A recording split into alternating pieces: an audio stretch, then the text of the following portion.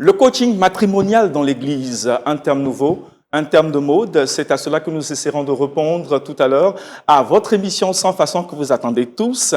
Nous essaierons de connaître les tenants et les aboutissants, savoir si évidemment cela est de Dieu, comment cela est impliqué, est implémenté dans l'Église. Et nous avons donc sur notre plateau des invités qui ont bien accepté de répondre à notre invitation que je me fais le plaisir de présenter. Bonjour et bienvenue.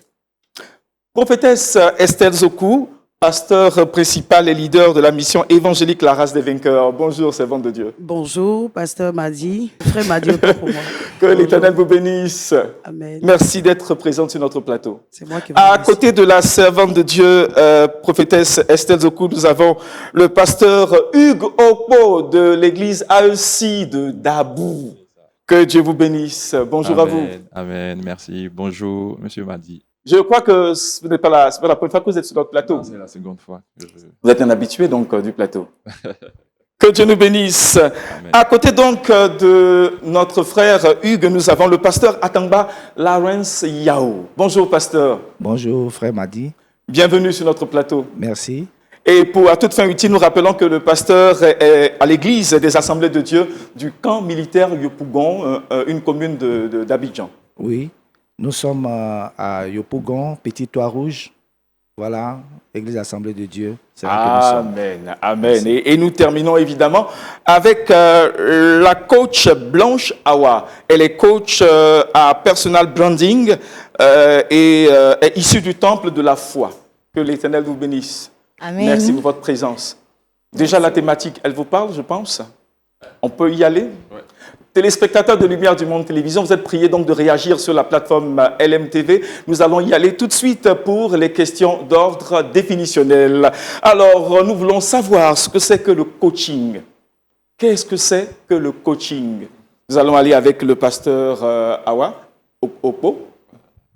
Je vais emprunter une définition de François Délivret qui définit le coaching comme des entretiens entre une personne, le coaché, et un professionnel, le coach, qui a pour ces entretiens qui ont pour but de permettre à la personne d'atteindre ses objectifs et de réussir sa vie personnelle et sa vie professionnelle. J'aime bien cette définition parce qu'elle prend tout en compte. Donc, c'est un peu comme ça que je peux définir le coaching. Très bien.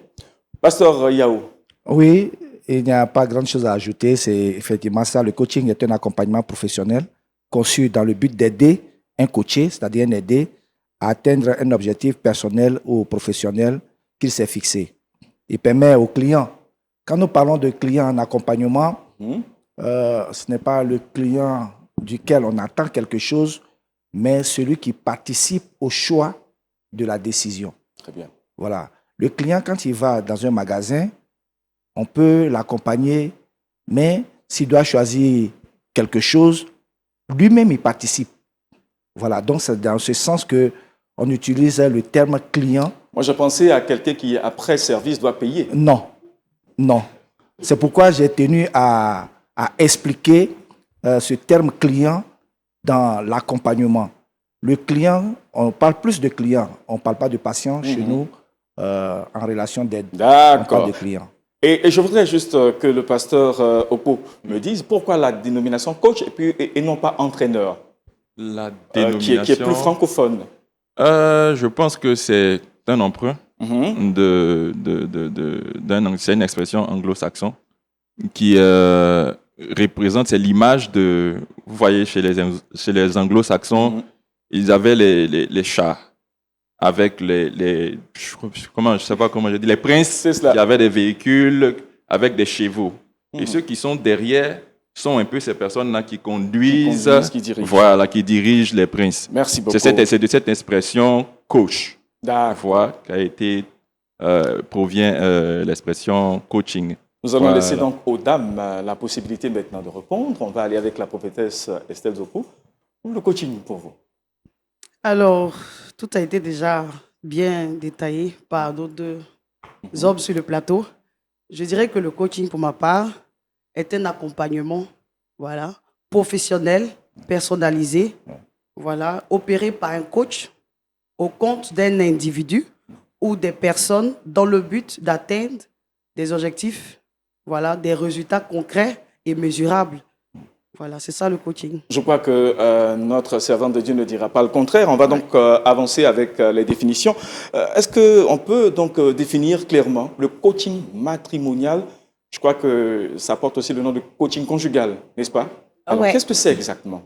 Le coaching matrimonial est l'accompagnement d'une ou deux personnes qui sont en couple dans le but d'atteindre un objectif spécifique avec des outils techniques spécifiques dans le cadre de l'accompagnement de couple.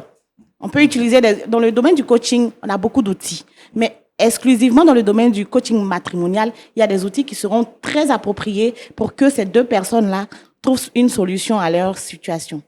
Est-ce que quelqu'un peut dire autre chose? Oui, le coaching matrimonial, comme on le dit, c'est un accompagnement professionnel. Et là, c'est payant. D'accord. La précision de taille, c'est payant. C'est payant. Parce que nous avons une professionnelle ici qui exerce le coaching professionnel. Le micro, s'il vous plaît, pour qu'on puisse mieux entendre. Nous avons une sœur ici qui exerce le coaching professionnel, qui peut mieux dire, plus que nous qui sommes pasteurs, qui faisons cela gratuitement. Je voudrais même renchérir. Question de gratuité. Je voulais même renchérir et même ajouter un plus, c'est sanctionné par un contrat Oui. que vous signez de Oui, façon oui, oui, délibérée oui, avec date de fin de l'accompagnement. effectivement. D'accord. C'est pas éternel, c'est pas dit verbalement, c'est sanctionné par un contrat de date de début et de date de fin. Effectivement. Vous voyez que, pasteur, ce n'est pas tout à fait la même chose parce que vous faites un Effectivement. service qui est assuré gratuitement dans l'église, mais là, le coaching, il est payant. Oui. Prophétesse Estelle. Je crois qu'elle a bien défini. Je voulais mettre contrat. Oui. Voilà, parce qu'il a dit c'est payant. Je voulais ajouter contrat. Voilà. C'est payant par un contrat, c'est cela? Ça dépend du coach. Oui, pas un contrat, bien sûr. Voilà, et ça dépend du coach, c'est lui qui fixe le... Pasteur Ogbo. Oui, j'aime bien la nuance qu'elle a apportée parce que c'était bon de nuancer. Parce qu'on a l'habitude dans nos églises de faire de l'accompagnement. Et c'était important de nuancer parce qu'avec le coaching, surtout comment, si je peux me permettre de dire professionnel, il y a la question de délai. Comme vous avez dit, le contrat, il y a le délai et il y a la question d'accompagnement d'une personne dans un sens d'accomplir un objectif précis. Et aussi, il y a la question de rémunération. Voilà. Et vous Donc, exercez il faut dans l'église? clarifier ces questions-là. Moi, je dirais que question de comment on appelle ça, rémunération, ça dépend. Voilà, parce que quand on dit le coaching est payant, je pense que tout homme qui se lève aujourd'hui pour se mettre dans une formation pour devenir coach professionnel, ce n'est pas forcément à but lucratif. C'est cela. Parce que moi, je fais la formation, mais je donne des services pour l'église et je le fais sans monnayer quoi que ce soit. Oui, gratuitement. Oui, moi aussi. Servant de Dieu, vous êtes coach. Est-ce que vous monnayez votre talent, votre service dans l'église? J'ai un cabinet, j'ai du personnel et j'ai des factures. Ouais. Et vu que dans l'église, je suis une simple fidèle, j'écoute le pasteur m'enseigner, je suis une personne ordinaire. Mais quand je suis en cabinet, ou soit si je suis à un rendez-vous de coaching, j'ai mes honoraires et c'est suite à ces honoraires-là que je fais l'accompagnement. Je ne peux pas faire ça de façon sociale. Parfois, je peux faire du social, j'ai le volet social, mais je précise que ça, ce sont des actions sociales. Mais dans le cas du métier, c'est payant. C'est comme si on partait voir un dentiste, un psychologue, un chirurgien. Dans l'église, quand vous êtes sollicité, vous Non, faites... dans l'église, là-bas, au fait, à l'église, je me positionne comme infidèle. D'accord. Je n'exerce pas mon métier de coaching là-bas. Mais, et quand vous êtes sollicité, parce qu'on sait que vous êtes coach, est-ce que dans l'église, vous... En général, des personnes me sollicitent, pas parce que je suis de l'église. D'accord. Ils me sollicitent parce qu'ils me connaissent en tant que coach. Donc, ils viennent en dehors de l'église, mais je ne me positionne pas dans l'église officiellement comme le coach de l'église. Pasteur Lawrence, ça voulait dire? Oui. Non, c'est ce qu'elle dit, c'est juste. Quand c'est professionnel dans son cabinet, voilà, c'est payant, on a déjà dit. Mais quand c'est à l'église, comme la sœur l'a dit, nous le faisons gratuitement pour accompagner. Et notre bonheur, c'est de voir les couples épanouis, des gens heureux qui viennent à l'église, qui ont traversé des moments de turbulence, avec l'accompagnement, qui ont su retrouver les repères et continuer. Voici toute la satisfaction. Comment expliquer l'arrivée de l'activité du coaching matrimonial dans l'église, ce qu'on ne connaissait pas avant? Comment ça a pu arriver dans l'Église? Pasteur Oko? Je peux me permettre Oui. d'apporter quelques éléments de réponse. Mhm. Déjà, j'aimerais dire que l'accompagnement, pas forcément l'expression coaching, l'accompagnement fait partie de la mission du pasteur, de son D'accord. cahier des charges. Donc, tout naturellement, dans le cahier des charges du pasteur, il fait de l'accompagnement, que ce soit avec un fidèle lambda, que ce soit avec un couple, que ce soit avec n'importe quelle personne, ça fait partie du cahier des charges du pasteur. Mhm. Et aujourd'hui, il y a le coaching qui arrive. Cette manière de rendre la chose professionnelle. Sinon, l'accompagnement existait déjà au sein de l'Église. Et je pense que c'est avec la mode, je me permets de dire, avec la mode, avec les réalités, que plus tard, le coaching change de, si je peux dire ça, ce sont des terminologies en fait. Pour moi, ce sont des effet de mode, c'est terminologies, cela? par effet de mode. On change les terminologies, mais le problème avec les terminologies, c'est que quand les terminologies viennent, il y a le contenu de la chose. Comme je viens de dire, dans le contenu de la chose, quand on parle de coaching professionnel, il y a la question d'argent, de contrat d'argent. Or, avec le pasteur, il n'y a pas de délai. Il faut qu'on soit sûr, l'accompagnement avec le pasteur, il n'y a pas de délai. C'est la communauté, c'est une brebis qu'il suit. Il a le temps d'être avec la personne de façon permanente. Et il n'y a pas de rémunération. On n'a pas d'argent à payer parce que ça fait partie de sa mission de C'est pasteur. clair. Donc, c'est comme ça que moi, je me positionne par rapport à ça. Professeur Cécile Zoko. Déjà, pasteur, je ne sais pas si je m'adresse à lui directement. Bien sûr. Moi, avant de faire la formation, c'est ce que je pensais. Je pensais qu'il n'y avait pas de différence entre l'accompagnement que nous faisons à l'église et le coaching. Oh là, il y a une différence. Voilà. C'est cela, Parce laquelle? que le coaching n'est pas le conseil. Le coaching n'est pas le conseil. Quand on parle d'accompagnement à l'église, la plupart du temps, on met des couples, on leur donne des conseils par l'expérience de d'autres personnes et même de nous-mêmes, notre propre expérience, et surtout par la parole de Dieu et toutes ces choses. Mais avec le coaching, c'est autre chose. Ce sont les clés. Mais est-ce que le C'est coaching... des clés et des Le outils coaching, ce sont des clés qu'on met. utilise. Voilà. Voilà, ce sont des clés. Ouais, Quelles sont ces clés, quand vous selon allez vous? passer en coaching, en cabinet, le pasteur ils vont vous donner les m'emboîte le clés. pas. Non, les clés ne se donnent pas sur un plateau. C'est le travail, au fait. Pour Donc, enchérir, on donne les clés sur le c'est plateau, ça. on est en train de On a livrer, démystifié le métier. on démystifie le métier, on C'est livre que- le secret des Je choses. peux me permettre. Est-ce que vous pensez que le pasteur ne donne pas ses clés aussi pendant qu'il fait Le l'accompagnement? pasteur va se baser vraiment sur la parole de Dieu. Effectivement, c'est un Oh, le coaching. coach- On est dans le cadre Oui, chrétien. bien sûr. Ok, très bien. Bon, moi, je suis en train de parler du coaching dans son ensemble. Parce que si on parle de cadre chrétien, moi, je dirais que le coaching, il n'est pas forcément chrétien. Non, à Il partir n'est pas de- Nous sommes Parler déjà de rentrés dans l'église. l'église. Je crois Ah, que, ok. Pasteur Okpo, nous sommes déjà rentrés dans l'église. Maintenant, je viens pour dire D'accord. que le coaching n'est pas encore entré dans l'église. Ça, il faut le signifier. D'accord. Et ce travail est en train de se faire. Le coaching n'est pas encore entré dans l'église. C'est un terme même que l'église n'aime pas entendre, coaching. Voilà, moi, je sais de quoi je parle. Je suis prophétesse à la base. Aujourd'hui, bientôt 13 ans. Et ça fait seulement 2 ans que je fais du coaching. Mais quand tu passes quelque part, à la limite, on en rit. La prophétesse coach, on en rit. Pourtant, on reçoit plusieurs demandes dans le secret des personnes qui veulent entendre comment est-ce que je peux sortir de cette situation, mon couple bat de l'aile, tout ça, tout ça. Mais à la vérité, on a peur d'afficher cette casquette.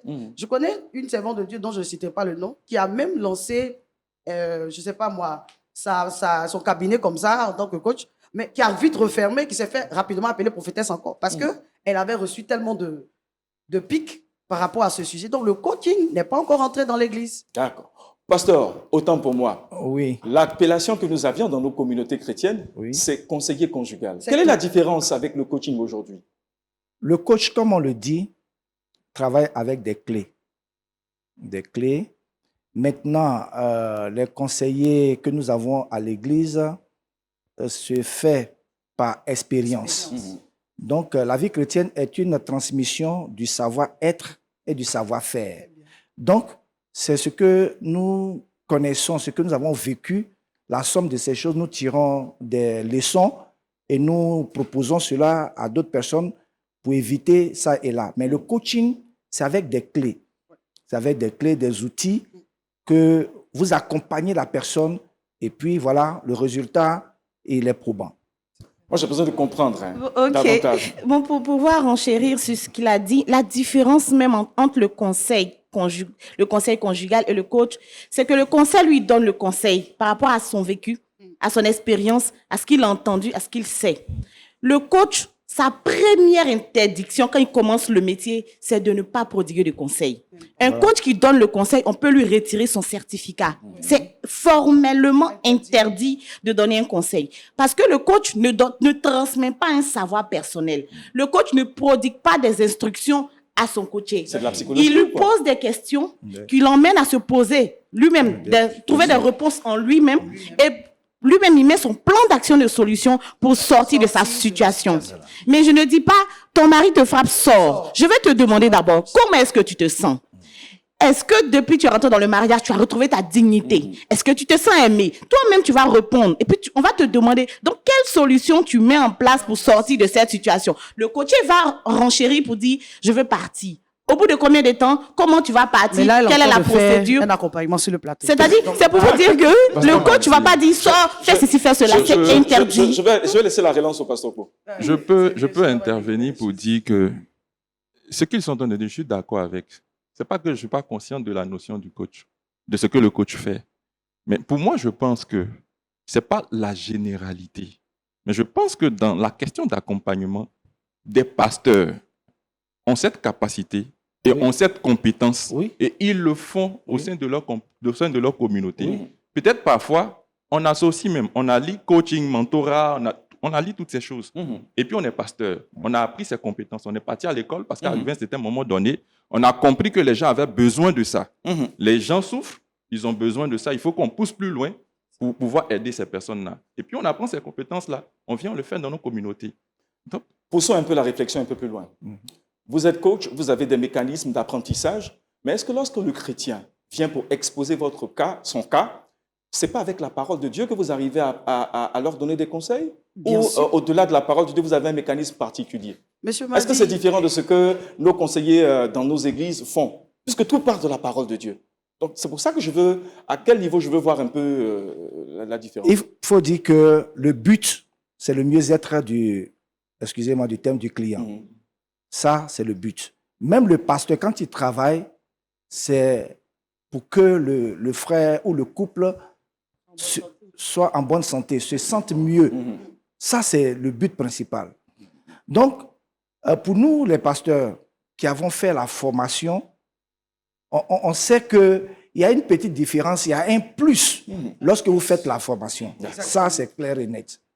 Voilà. Est-ce que dans votre communauté, pasteur Lawrence, vous accepterez bien d'intégrer un coach pour aider vos chrétiens qui passent par des difficultés, vos couples? Un coach professionnel, dans le cadre social, oui, je le ferai.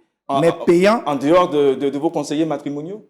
Oui, si, à l'église, oui. Parce que ce que nous disons, le conseiller matrimonial travaille avec le savoir-être et le savoir-faire. Mais il travaille aussi avec la parole de Dieu. Oui, avec la parole de Dieu. Qui détient tout. Et ça, j'ai devant moi le texte de Genèse, chapitre 41, les versets 45, 51 et 52. C'est l'histoire de Joseph. L'histoire de Joseph. Joseph est un jeune homme qui a été abîmé par son parcours. D'accord. On appelle en relation d'aide l'héritage, c'est-à-dire tout ce qu'il constitue. Il a été abîmé. Mais lorsqu'il est sorti de la prison ce matin-là pour comparaître devant Pharaon, à la fin, Pharaon lui a proposé d'être au poste de cette responsabilité et il lui a donné une femme du nom de Asnath. C'est une dame que je respecte énormément. Cette femme a vécu avec Joseph et au chapitre 41, le verset 51, il a eu un premier fils qu'il nomme Manassé. Et il dit, Dieu m'a fait oublier la maison de mon père. D'accord, parce qu'on veut en venir? Oui, vous comprenez que la femme a su gérer l'homme jusqu'à ce qu'il oublie tous ses vécus, ses douleurs, son passé. Il a oublié même la maison de son père. Le mal qu'on lui a fait, il a oublié. Et cette dame-là, c'est elle qui a fait ce travail-là. Elle est coach. Je vous laisse dire la suite. C'est pas ce qu'elle a fait. Ça, c'est son commentaire. C'est pour illustrer l'histoire de la Bible relativement au coaching. Ouais. Je vous dis que l'histoire de Moïse est le prototype parfait du coaching. Quelqu'un qui a un sceptre, qui est censé être une canne, est ce sceptre-là qui combat des serpents et c'est ce sceptre-là qui ouvre la mer. C'est-à-dire qu'il avait une compétence en lui, dans sa main, tous les jours, qu'il prenait pour chasser les animaux ou bien se déplacer. Mais il ne savait pas que cette compétence était un talent, était un don capable de délivrer tout un peuple. Donc le coach, quand il va faire l'accompagnement matrimonial, va prendre des illustrations bibliques pour montrer que si aujourd'hui ton couple bat de l'aile, certainement tu as des compétences dans ton foyer ou bien personnellement que tu peux mettre en exergue pour aider ton mari ou bien aider ton foyer à aller de l'avant. Quelles sont ces compétences? Et on va explorer. Ouais. Ça n'a rien à voir avec une séance on va méditer seulement. C'est-à-dire on va partir même sur l'image de l'histoire et on va déployer tout ce qui est compétence en toi pour que si demain tu avais un problème de patience, de gentillesse, de douceur, tu avais un problème de communication, tu comprennes que la communication est importante. On te fait ressortir un verset biblique qui répond à cela. C'est ça. En fait, ce qui attire mon attention, c'est que tout ce qui est biblique, quand c'est bien fait, quand c'est bien donné, quand c'est donné dans la ligne directrice du Saint-Esprit, ça apporte la solution. Est-ce qu'on a besoin de porter ces acronymes de coach et autres?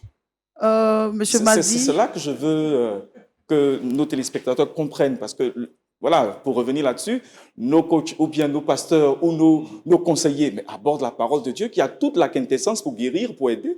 Pendant que vous êtes coach, vous avez d'autres mécanismes, mais si c'est la même parole de Dieu, a-t-on besoin avoir ce terme nouveau qu'on appelle coach? C'était ma dernière question par rapport à ce volet définitionnel. Bon, moi je dirais que le Saint-Esprit, oui, mais vous savez, le Saint-Esprit nous enseigne, mais il y a des pasteurs, et c'est ce qui est conseillé d'ailleurs, qui vont à l'école pour apprendre certaines choses, pour se cultiver, pour apprendre encore à mieux servir le Seigneur. Donc le Saint-Esprit peut aider avec les conseils et avec la prière. Mais j'aimerais qu'on retienne que l'amour de la terre n'est pas spirituel. L'amour de la terre, là, n'est pas spirituel. Ce n'est pas deux esprits qui vont dans une maison, c'est deux corps. Donc, on a vraiment besoin de former des gens. Amen. On a vraiment besoin d'utiliser certaines choses, voilà, pour aider le couple à bien vivre, à bien fonctionner. En plus de la parole de Dieu, qui est la base. Ah, Et moi, je voulais dire, pasteur, je voulais dire que il il y a trois dimensions du problème. Il y a le problème spirituel qui a besoin de prière. Et il y a le problème somatique qui a besoin d'un médecin. Et le problème psychologique qu'on a besoin d'accompagnement. Et ça, il faut qu'on le sache. Et c'est la vérité. Ah. Complément? Oui, M. Madi, moi, pour ma part, je pense qu'on n'a pas besoin, pour moi en tant que pasteur, je n'ai pas besoin de mettre coach derrière.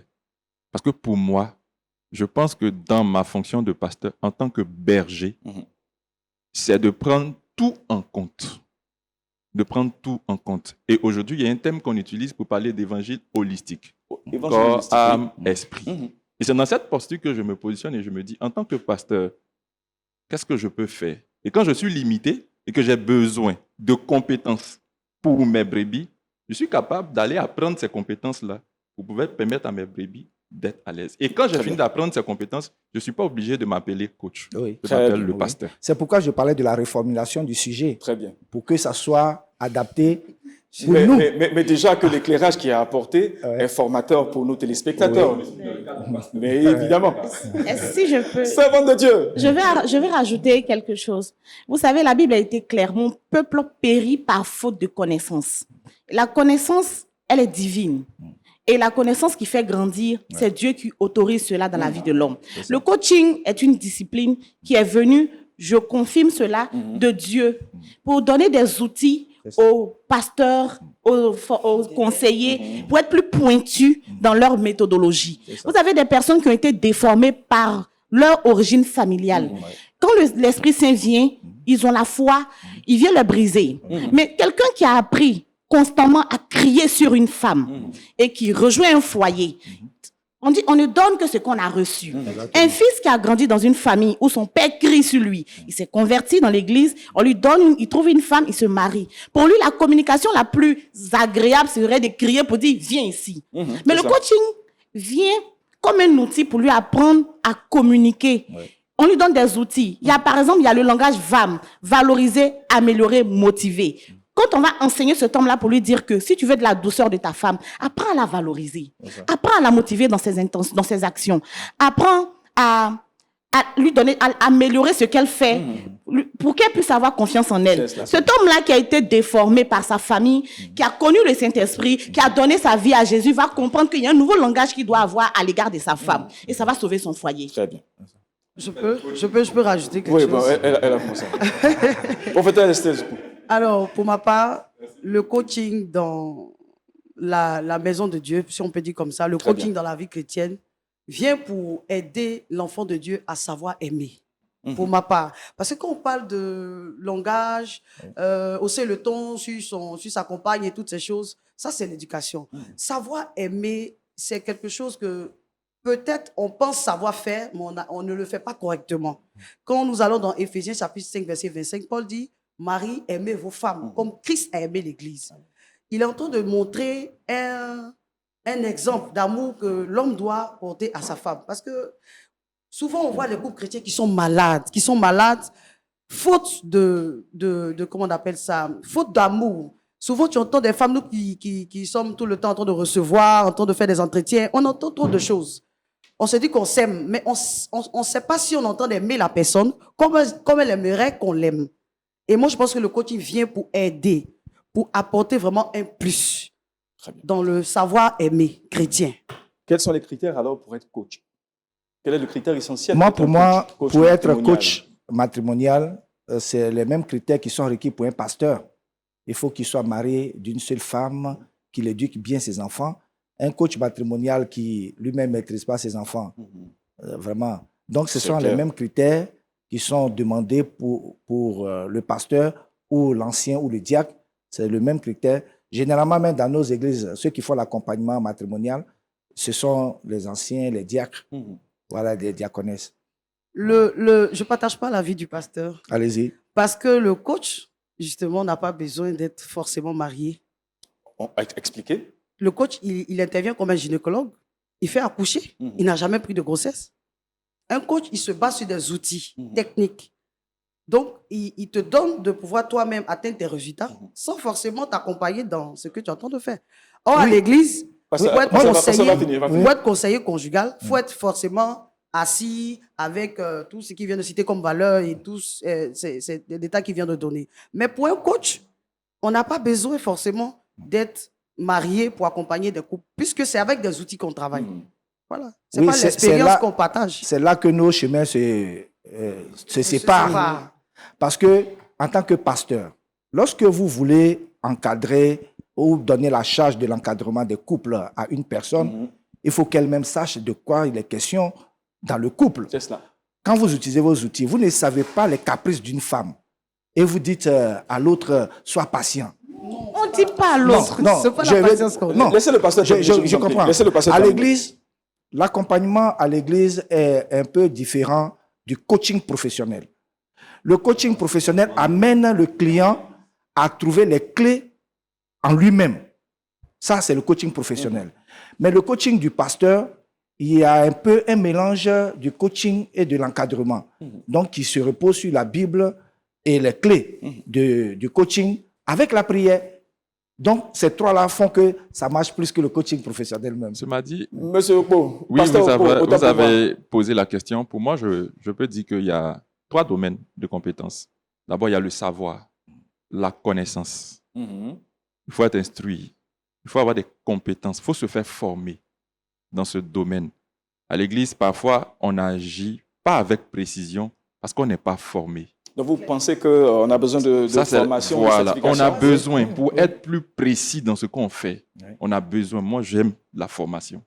Et donc, on a besoin de se faire former. La deuxième partie, c'est qu'on a besoin d'expérience aussi, pour moi. Donc, il y a le volet expérience. Parce qu'il serait bon de dire aux gens, ou bien de conseiller, ou bien de guider quelqu'un, mais tu ne sais pas où la personne va partir. Il serait bon d'avoir une bonne expérience, mais en même temps, il y a aussi l'éthique de la personne, c'est-à-dire le caractère, ta réputation, qui tu es, comment tu te comportes. Je ne dis pas que tu es marié, mais qui tu es. Qu'est-ce qu'on sait de toi? D'accord. Servant de Dieu. Pour enchérir sur ce qu'il a dit encore, vous savez, le coaching même là, pour pouvoir le faire, il faut se faire coacher. Oui. Une personne qui pratique le métier de coaching a été coachée. C'est-à-dire il a brisé toute attitude en lui, ou il est dans un processus de briser toute attitude en lui qui pourrait détruire la vie de quelqu'un. Parce que quand tu es coach, tu as tellement d'outils en toi que à c'est-à-dire une petite phrase non contrôlée, tu peux briser la vie d'un couple. Ce qui fait qu'avant de pouvoir même exercer, la formation que tu vas faire un travail personnel sur toi-même. Raison pour laquelle les pasteurs, s'ils veulent travailler avec des coachs, qu'ils prennent des coachs qui se sont formés, certifiés, comme la coach Zoé. Parce que ce sont des personnes qui ont compris le métier et en dehors de ça, qui ont été brisées elles-mêmes par les exigences du métier. Et dans leur exercice, elles savent à la base qu'elles doivent avoir un témoignage. Je ne dis pas que je suis parfaite, mais en tant que coach, j'ai cette obligation d'être un miroir social, de sorte à ce que je ne fasse pas une publicité à la télévision pour dire venez. Quand on regarde la qualité de ta vie, tu as un parfum de bonne odeur. Donc tu inspires confiance et quelqu'un est capable de pouvoir dire j'ai un tel problème dans le secret, aide-moi à m'en sortir. Et donc votre formation est assortie d'une certification ou Oui, bien sûr. On a fait la même formation, la coach Zoé et moi. Elle est très exigeante et elle est donnée même par un pasteur. Pour vous dire que c'est un métier sérieux. Parfois, des gens se mettent derrière des téléphones, racontent des choses que les gens ne comprennent pas. Le coaching, c'est délicat. C'est trop humain. Donc, on ne peut pas se lever comme pour dire je suis coach si tu n'as pas fait de formation. Tu risques de détruire la vie des gens autour de Monsieur toi. Madi, je peux ajouter quelque chose. Oui, ajoutez rapidement quelque chose pour qu'on puisse avancer dans le en sujet. termes de caractère ou bien de compétences, une personne qui ne sait pas aider, qui n'est pas altruiste, qui n'a pas la capacité d'écouter les autres. Pour ma part, le point de départ du coaching, c'est ça. C'est-à-dire le point de départ de l'accompagnement, la capacité d'aimer les autres, d'aider, avoir de l'empathie, être altruiste. C'est ça pour moi. Mais pour aimer, il faut s'aimer d'abord soi-même. Pour aimer l'autre, il faut savoir s'aimer soi-même. Et s'aimer soi-même est difficile. Il y a des gens qui ne peuvent pas se regarder 5 minutes dans une glace. Pourquoi? Parce qu'ils se détestent. Le problème que nous avons aujourd'hui dans les couples, c'est les gens déséquilibrés qui forment des couples déséquilibrés et qui vivent avec des enfants qui sont déséquilibrés et qui donnent une fragilité à la société. Plus les gens seront en paix avec eux-mêmes, plus ils seront en paix les uns avec les autres. Comme elle a dit, pour être coach, le coaching, puisque tu as été coaché toi-même, tu vas découvrir être en paix avec soi-même. D'abord. Quand tu es en paix avec toi-même, à partir de là, tu peux aimer, tu peux donner, tu peux orienter les autres avec des outils pour que ceux-ci soient heureux. En tant que pasteur, avez-vous des sollicitations quand il s'agit des couples en difficulté pour des coachings? Oui, beaucoup. Ça passe, c'est réceptif? Oui. Bon, mais je n'utilise pas la terminologie coaching. D'accord. Moi, je suis pasteur, je fais l'accompagnement en relation d'aide, c'est tout. Voilà, mais le mot vous êtes coach, beaucoup sollicité dans des églises, vous qui êtes coach, servant de Dieu? Pas dans des églises, mais je suis sollicité par plusieurs personnes. Donc c'est la terminologie ou c'est moi, la terminologie qui est le problème pour l'église ou bien? Non. Moi, je suis prophétesse et coach. Moi, D'accord. j'assume ma deuxième casquette. Je l'assume pleinement parce que je fais une formation et voilà, j'ai reçu un diplôme pour ça. Donc, je l'assume pleinement. D'accord. Pasteur, vous avez des Papa, j'ai sollicitations? déjà donné ma position. D'accord. J'interviens en tant que pasteur parce que pour moi, ça fait partie de mon Est-ce cahier qu'il est de arrivé charge. que certains de vos fidèles sollicitent l'aide d'un coach? D'un coach, oui. Donc, Il est arrivé. est-ce que c'est le thème, il est encore usité dans l'église? Est-ce que je voudrais déjà... Dans ma communauté, c'est rarement qu'on utilise cette expression. D'accord. Et Rarement. c'est ce qui crée des limitations, Voilà. des barrières. Rarement parce que on utilise plus conseiller. voilà. Amen. La servante vous a voulu dire quelque chose? Ce que je voulais dire, c'est que en dehors de voir une personne réussir sa vie, l'une des prédispositions pour être un coach dans une église, c'est être capable de pouvoir s'effacer soi-même. Parce que le rôle premier du coach, c'est de ne pas être présenté comme le pasteur. C'est-à-dire, tu es dans le silence et tu vois les couples se restaurer et tu jouis de cette satisfaction en les voyant épanouis. Oui. Mais pas en montant sur un podium pour dire, moi aussi, je suis coach. Pour être un coach dans une église, il faut être capable de pouvoir s'effacer. Et si tu es un pasteur coach, même quand tu fais le métier de coaching, ton poste de serviteur de Dieu reste le premier. Et le métier un pasteur, coach ne viendra pas dire, c'est moi qui ai coaché telle personne. Non. C'est dans une discrétion la plus absolue, même oubliable même, pour dire que c'est une des exigences encore pour être coach et servant de Très Dieu. bien. Alors, nous prions les téléspectateurs qui nous prennent en marche que nous sommes à 100 façons et la thématique que nous abordons aujourd'hui, c'est le coaching matrimonial dans l'Église. Et nous allons juste avoir un point de chute en demandant, est-ce que le coaching matrimonial est important pour l'Église, pasteur? Est-ce que vous pensez, au sortir de ce que nous sommes en train d'avoir comme définition, que le coaching matrimonial est important pour l'Église? Je dirais oui. Parce que, comme je l'ai dit, la pensée de Jacques Boujol, il dit les spécialistes estiment qu'une personne sur deux souffre de problèmes psychologiques et nécessiterait une relation d'aide, si ce n'est une psychothérapie. C'est la raison pour laquelle nous sommes conscients que la relation d'aide constitue un réel besoin pour notre société contemporaine, y compris l'Église. Donc, c'est un besoin. Mais moi, ce qui me gêne un peu, c'est le terme coach. Voilà, c'est le terme tout. coach qui gêne. En tant que pasteur. D'accord. Alors, pasteur Oko. Je pense que c'est un besoin. C'est un besoin autant pour l'Église que pour la société. C'est ça. Le monde dans lequel on se trouve, on voit combien de fois les couples battent de l'aile. Et aujourd'hui, l'Église même est frappée par le besoin d'être accompagnés, ont besoin d'être suivis. Les gens et ces personnes ont besoin des spécialistes pour les accompagner, pour les aider à se retrouver, à réussir eux-mêmes à partir des forces, des capacités qu'ils ont en eux. Donc pour moi, je pense que l'Église a besoin de ça. Mais pour ma part, je reste le pasteur. Même que je renchérisse encore sur ma question. Est-ce que vous pensez que c'est par insuffisance d'encadrement des pasteurs que nous nécessitons d'autres compétences comme le coaching, par exemple? Parce que nous parlons de l'Église. Est-ce que c'est par insuffisance d'encadrement pastoral que nous sollicitons des coachs? Monsieur m'a dit, c'est pas par insuffisance pastorale. Je pense que autant que nous sommes, Dieu nous a dotés de capacités, de potentialités. On ne peut pas se permettre de dire qu'on peut faire tout à la fois. D'accord. Et étant pasteur, le pasteur a jusqu'où il peut aller. Et un seul pasteur ne peut pas coacher toute la Côte d'Ivoire. C'est pas possible. On a besoin de d'autres personnes dans le domaine qui sont spécialistes, qui ont ça à cœur, qui vont se faire former et qui viennent pour aider l'Église.